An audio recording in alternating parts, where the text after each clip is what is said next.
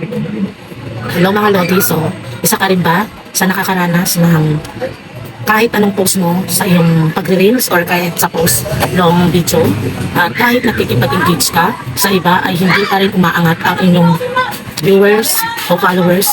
So dahil yan dito, kailangan i-public nyo ang inyong mga posts na ibibigay ko. Kaya ibibigay ko kung paano nyo may public yan at makikita rin ng inyong mga followers at ng hindi nyo kaibigan ang inyong post.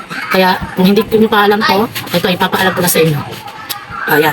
Ito, tatlong dots dyan sa taas. I-click nyo lang yan at pagka-click nyo yan, may makikita kayong settings, privacy settings. Ayan. I-click nyo rin yan. At ang susunod ay i-click nyo ang settings dyan sa wall.